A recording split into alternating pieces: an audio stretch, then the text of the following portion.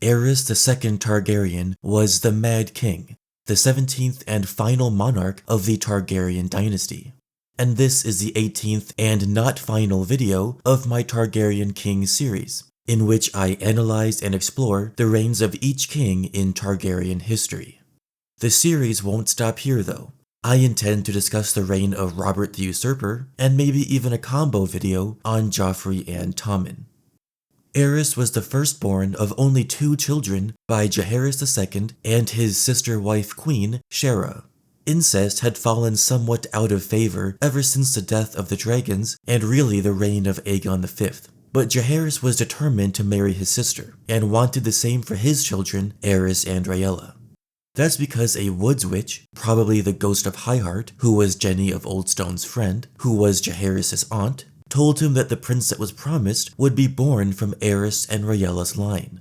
Grandpa Aegon, Uncle Duncan, Aunt Jenny, and a ton of other people died at Summerhall, so Jaehaerys became king, and Aerys became a father. Rhaegar was born outside Summerhall as the castle was burning. Aerys was 15 here, Rhaella even younger, perhaps only 13 or 14 when she became a mother. Sort of like her own daughter Daenerys, years after both her parents were gone.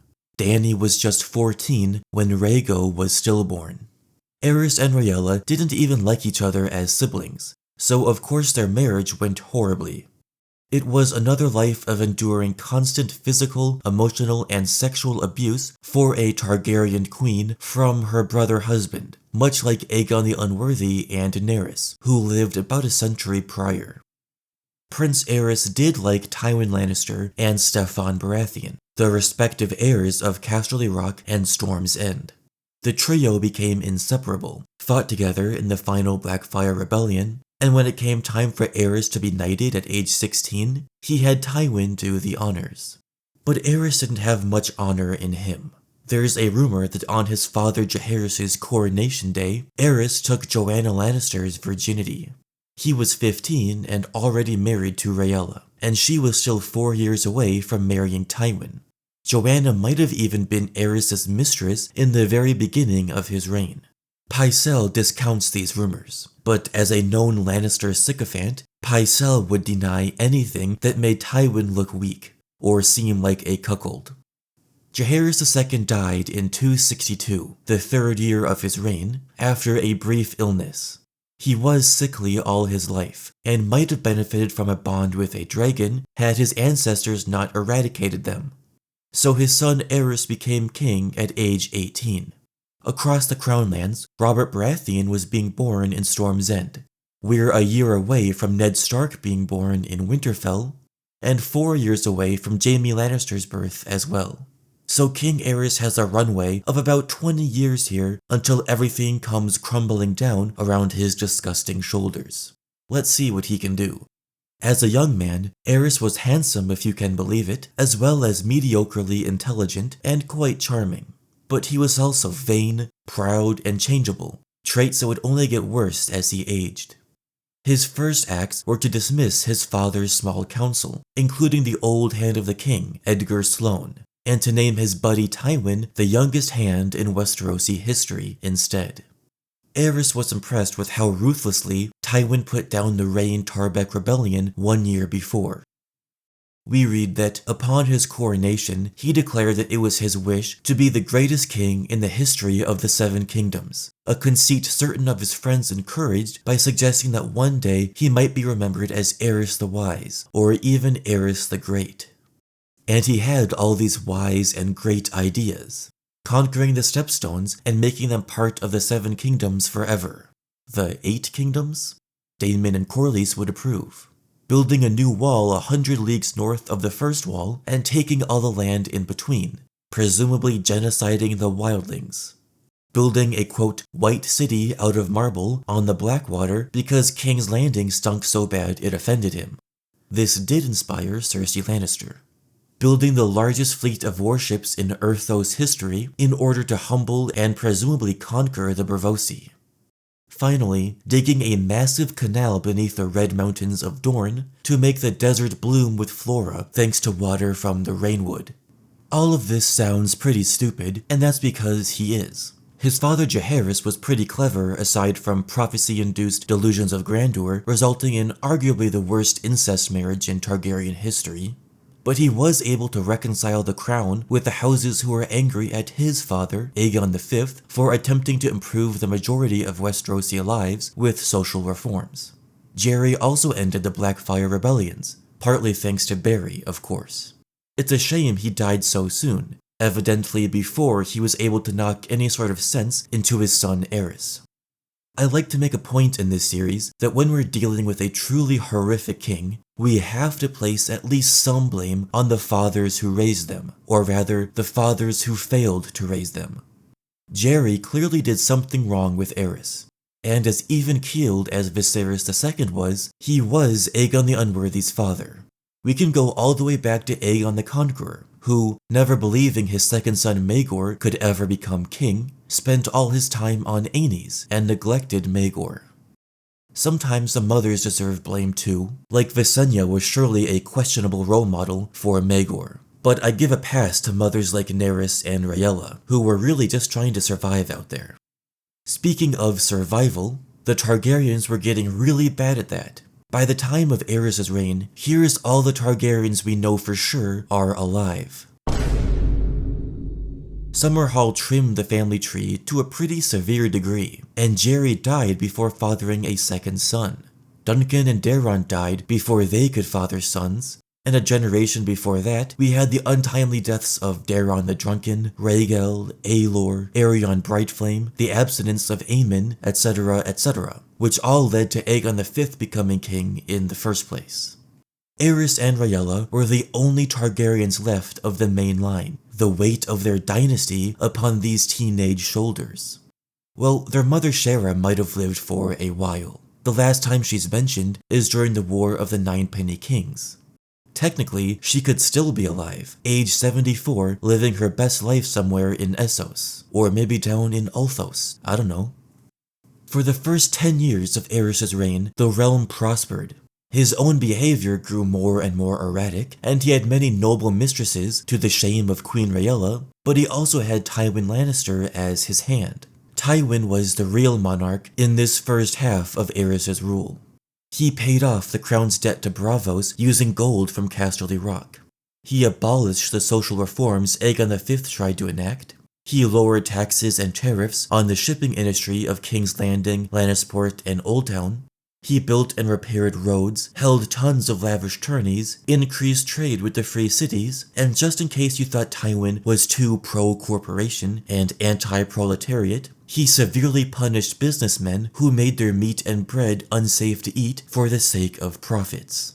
Basically, Tywin Lannister was the most perfect, dreamy ruler Westeros could ever ask for, and Aerys was just kinda there. Thanks for the unbiased reporting, Grand Maester Pycelle. Rhaegar was an only child for a very long time, not for lack of Aerys' trying. He made sure to save some semen for Rhaella rather than spend it all on his mistresses. Lucky Rhaella. But it was no use. She had miscarriages in 263 and 264, then a stillborn girl named Shaina in 267. In 269, she had a son named Daeron, but he died after 6 months. Another stillbirth in 270, another miscarriage in 271, and then a premature boy called Aegon in 272, who only lived for a year. If you're keeping track, that's 4 pregnancies in 4 straight years for Rhaella, or 8 in 11 years. Instead of acting like a rational adult, Aerys assumed Rhaella had been cheating on him. It was other, lesser men's offspring who were being miscarried and stillborn left and right by Rhaella. Obviously no spawn of official Targaryen sibling incest DNA could be faulty. So in 270, Aerys put his sister wife under house arrest to make sure no one besides himself and a couple septas were entering her bed. But with the amount of banging Aerys was forcing Rhaella to do, I'm not sure how he believed Rhaella was doing even more extracurricular banging on the side. The girl just needed some rest, bro. Get off of her and leave her alone.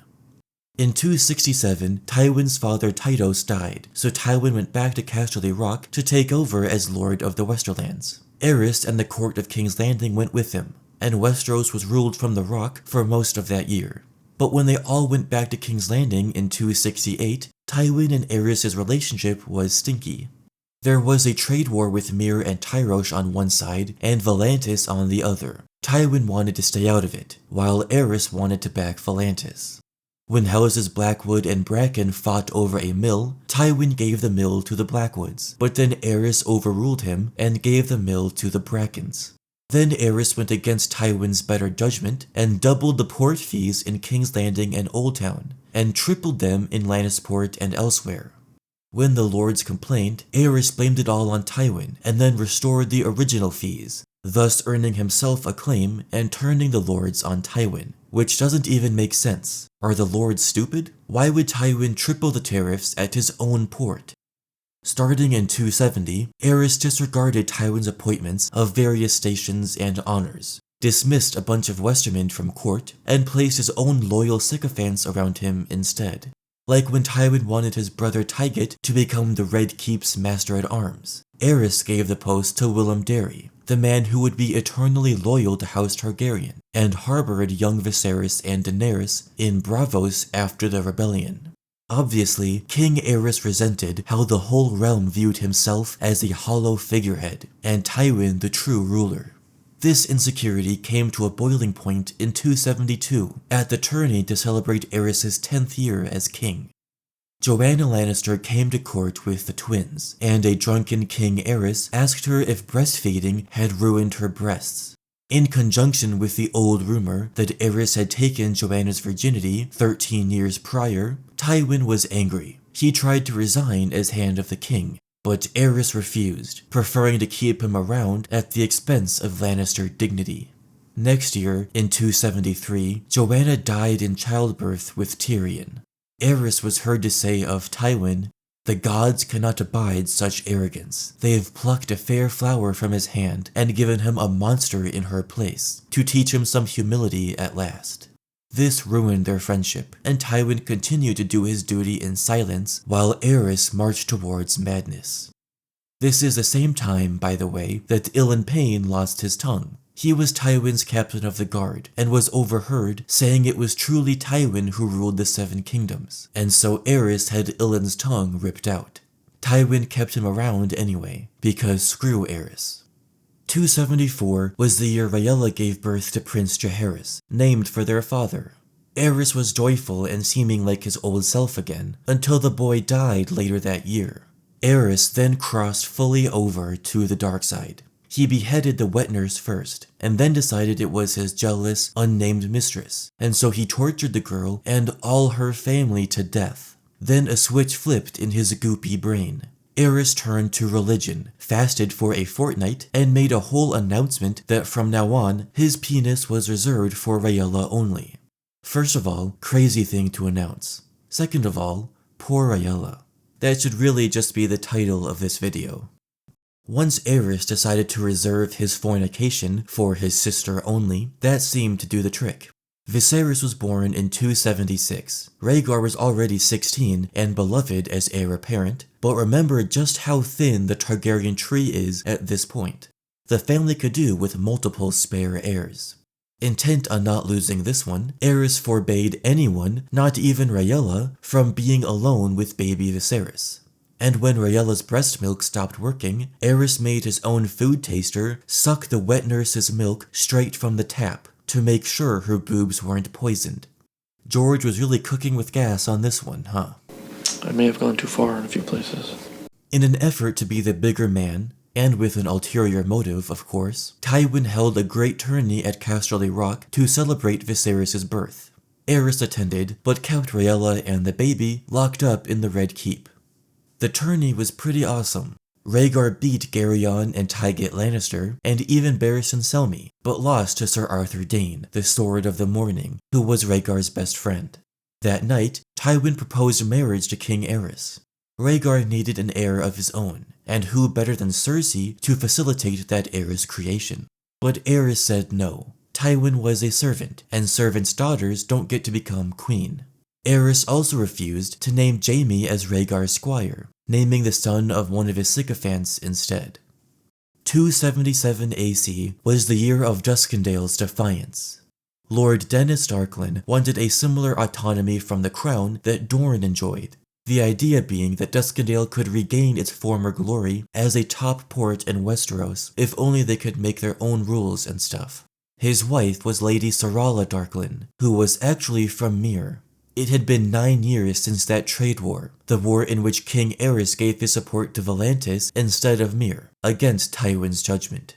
Some say it was Lady Sarala, the Lace Serpent, who was truly responsible for what happened next. When Tywin refused Darklyn's wish, he stopped paying taxes to the crown, and invited King Aerys to Duskendale to hear his petition. It was an obvious trap, but when Tywin told Aerys not to go, it only made Aerys want to go even more. So Tywin surrounded Duskendale with an army, and cut them off from the Blackwater with a blockade. But the Dunfort was not an easily stormable castle, so Tywin spent 6 months trying to starve them out while Aerys sat in chains. At this point, Dennis Darklyn sent envoys to negotiate, but Tywin refused to hear them, instead demanding a complete, unconditional surrender. Some folks, including me, suspect that Tywin was totally fine with Aerys dying, and simply wasn't in a hurry to rescue him. If the Darklyns decided to give themselves up, that's fine. Otherwise, Tywin would rather wait for Aerys to die. Oh no, now the kind, lovable, formidable heir Rhaegar has to become king. I think it's obvious Tywin saw an opportunity here to provide Westeros with a much more capable ruler without having to do any regicide himself. Eventually, Tywin got annoyed and said he was going to storm Duskendale. But again, either they win, rescue Aerys, and the Darklyns become another Rhaens or Tarbex, or they win, the Darklyns kill Aerys, and then become another Rhaens or Tarbex, and Tywin has himself a nice new king. There was no bad outcome for Tywin here, since the Darklyns simply couldn't withstand him forever.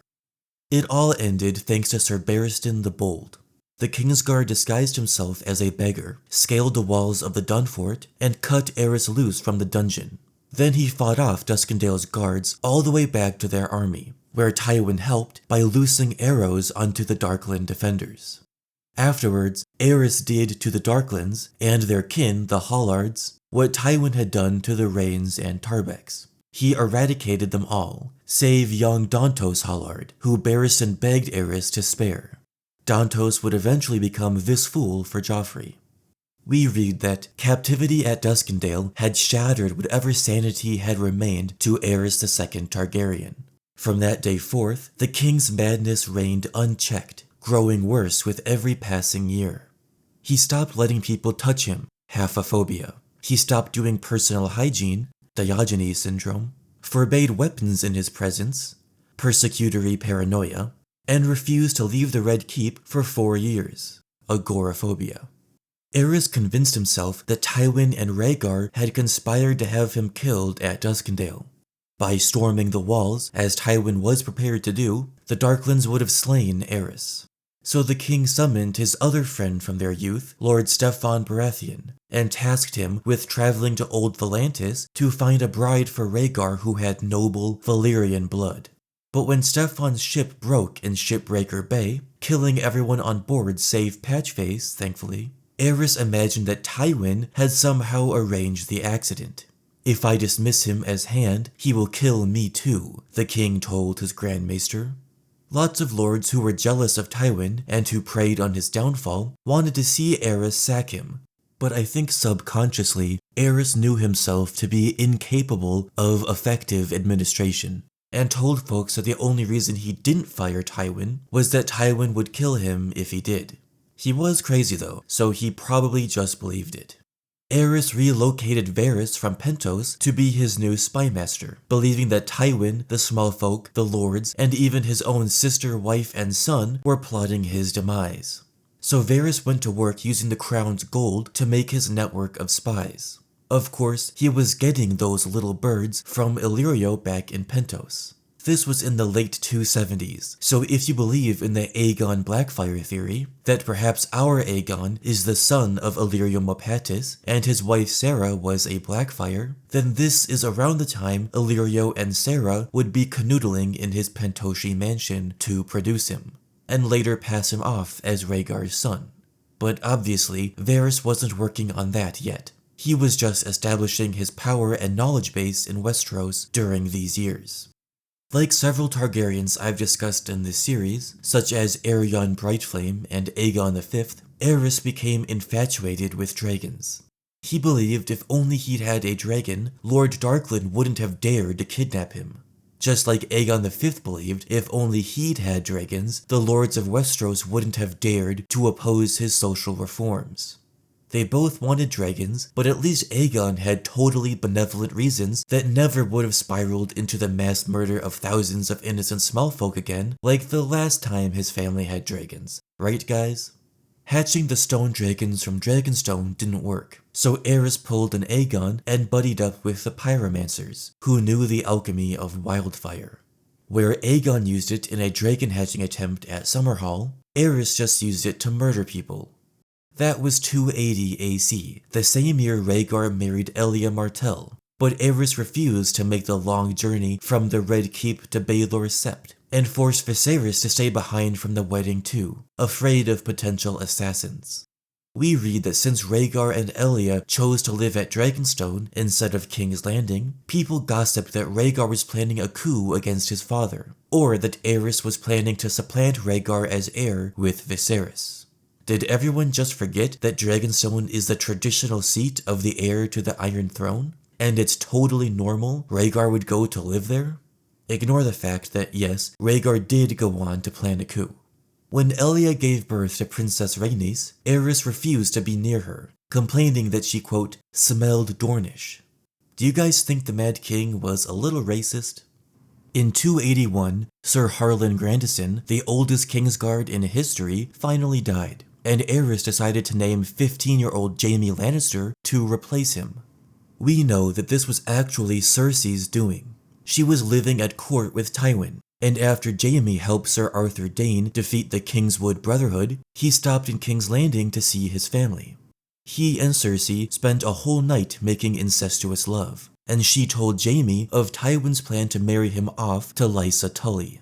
Instead, Jaime could forsake Casterly Rock, accept a white cloak, and be near Cersei always.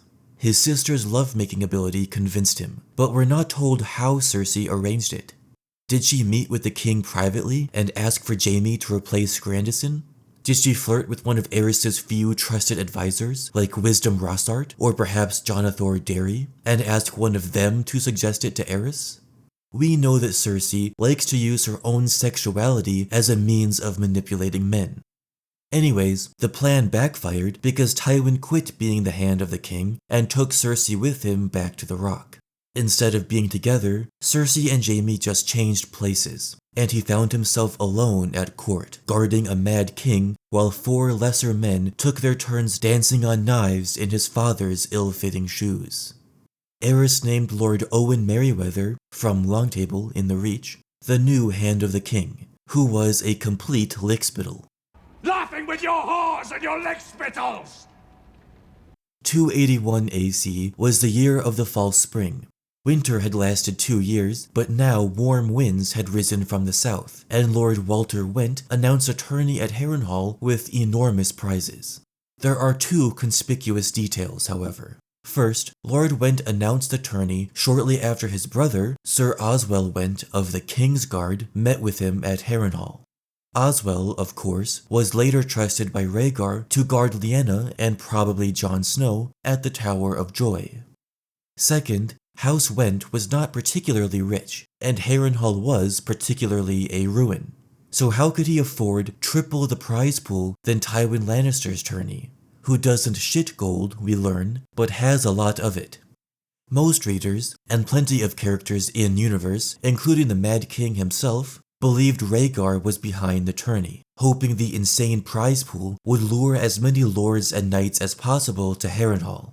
Then, Rhaegar could hold an impromptu Great Council of sorts, arranging with the lords of Westeros either a regency or a total abdication of power for King Aerys. Of course, plenty of opportunistic lords supported Aerys, since he gave them lots of gold and lands and stuff in exchange for lickspittling. And your lickspittles!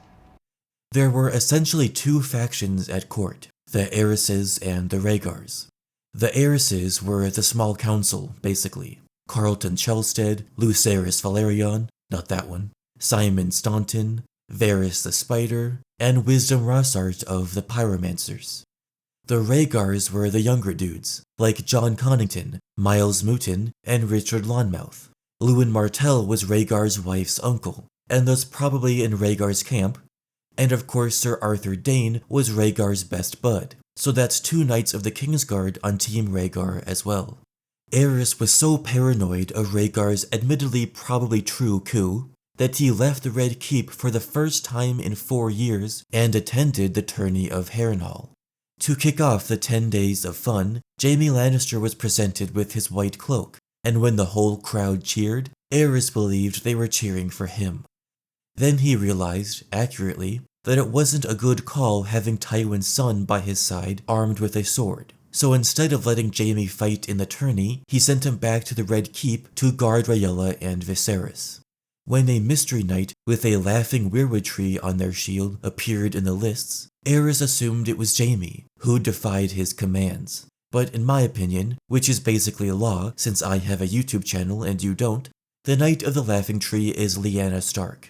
On the off chance you don't know that theory, I've linked it below, but it's not really relevant to this video. Aerys sent Rhaegar to find the Mystery Knight, and this is probably how he met and fell in love with Lyanna Stark. Rhaegar didn't usually participate in tourneys, but he won this one, and crowned Lyanna Stark as the Queen of Love and Beauty instead of his own wife, Elia Martell. Yikes. And Aerys assumed that Rhaegar only fought in order to win the love of the smallfolk, and to make them prefer Rhaegar over Aerys. Later that year, winter returned. We read, "On the last day of the year, snow began to fall upon King's Landing, and a crust of ice formed atop the Blackwater Rush. The snowfall continued off and on for the best part of a fortnight, by which time the Blackwater was hard frozen, and icicles draped the roofs and gutters of every tower in the city." The exact timeline from the end of the Tourney of Harrenhal and the beginning of Robert's Rebellion is a bit unclear, and we don't know exactly how long after the tourney Rhaegar abducted/consensually confiscated Lyanna. But let me try to piece it together here. The tourney had to take place in late 281 AC. We know Elia Martell was present, and that she was bedridden for at least 6 months after the birth of Rhaenys. Rhaenys was born in late 280, since they only got married in early 280. Meaning Elia wouldn't be ready to travel until mid-281. We can also discern from this quote that since the fall-spring only lasted 2 months and winter returned as the year came to a close, then the tourney must be shortly before the end of the year, maybe November-ish. At the end of 281, December-ish, Rhaegar's son Aegon was born. If we can take Daenerys' vision in the House of the Undying as a somewhat accurate depiction, then Rhaegar was in King's Landing at the end of 281, or in Dragonstone, I guess, since we later read that when Aerys tried to use controlled wildfires to ward off the winter with magic, Rhaegar was not present in either King's Landing or Dragonstone. So in early January-ish of 282, Rhaegar was somewhere in Westeros, but not there. Also at the beginning of 282, Brandon Stark was riding to Riverrun to marry Catelyn Tully. Meanwhile, Rhaegar was on the road with 6 companions, and made off with Lyanna 10 leagues from Harrenhal. A league is about 3 miles, so they were 30 miles from Harrenhal, but we don't have a direction.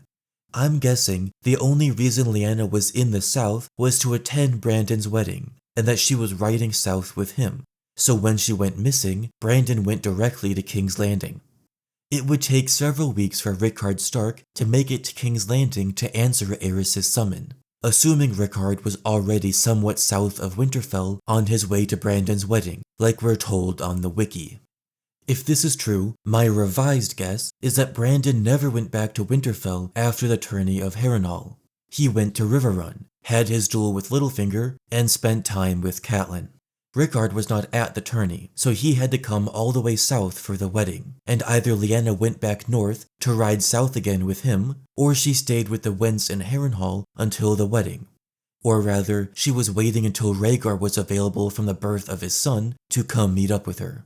So Brandon gets to King's Landing first. Then Aerys kills him and Rickard a few weeks later, and sends a raven to the Eyrie demanding that Jon Arryn give him the heads of both Ned Stark and Robert Baratheon. This is when the war officially starts, around early April-ish of 282. And by this time, Rhaegar and Lyanna would surely be in or very close to the Tower of Joy, and Jon Snow would be conceived late in that year, since we know he was born in 283. Early in the war, Aerys fired Owen Merryweather as Hand, since he failed to contain the rebellion, and named young Lord John Connington as Hand instead. But then he fired and exiled Jon Con after he lost the Battle of the Bells to Robert in early 283. Now Rhaegar had returned to King's Landing at last, to take command of the royal army. He won a battle at Ashford, thus opening the Stormlands to Mace Tyrell to begin his siege of Storm's End. Then Dorne sent 10,000 men for Rhaegar's army, but Aerys had begun his plan to burn the whole city with wildfire. When Hand of the King Lord Chalstead uncovered the plot, Aerys burned him alive, and every time Aerys burned a man alive, it made him violently horny. He'd rape Rhaella with Jaime on the other side of the door, unable to break in and save her because his vows said otherwise. Aerys clawed at her thighs and chewed on her breasts. He was a crowned beast, Jaime thought. Afterwards, Aerys named his fifth and final hand, Wisdom Rossart of the Pyromancers Guild. Aerys then sent a pregnant and scarred Rhaella and a 7-year-old Viserys to Dragonstone, while Rhaegar took the royal army to the Trident and took a Bobby B warhammer straight to the gut. Before he left King's Landing, Rhaegar told Jaime, "When this battle's done, I mean to call a council. Changes will be made. I meant to do it long ago, but, well, it does no good to speak of roads not taken. We shall talk when I return." If Rhaegar had won the war, he would have forcibly removed Aerys and set things right. Instead, Aerys named Viserys his new heir, passing over Rhaegar's baby boy, Aegon, and he kept Elia and the children in the Red Keep as a hostage against Dorne. Jaime was left in charge of King's Landing's defenses, and his father Tywin had finally entered the war. Aerys opened the gates for him, assuming Tywin to be on his side. Instead, Tywin sacked the city and sent a few hand-picked men, including Gregor Clegane and Amory Lorch, to find Aerys and capture him. Instead, those men found Elia and the children. Aerys told Jaime to bring him his father Tywin's head, and then Aerys would burn them all, the whole city, and let Robert be king of the ashes. So Jaime finally found his courage, and allow me to read the whole passage because it is simply peak. But when he closed his eyes, it was Aerys Targaryen he saw, pacing alone in his throne room, picking at his scabbed and bleeding hands. The fool was always cutting himself on the blades and barbs of the Iron Throne. Jaime had slipped in through the king's door, clad in his golden armor, sword in hand. The golden armor, not the white, but no one ever remembers that. Would that I had taken off the damned cloak as well. When Aerys saw the blood on his blade, he demanded to know if it was Lord Tywin's. "I want him dead, the traitor. I want his head. You'll bring me his head, or you'll burn with all the rest, all the traitors. Rossart says they are inside the walls. He has gone to make them a warm welcome." "Whose blood? Whose?" "Rossart's," answered Jaime. Those purple eyes grew huge then, and the royal mouth drooped open in shock. He lost control of his bowels, turned, and ran for the Iron Throne.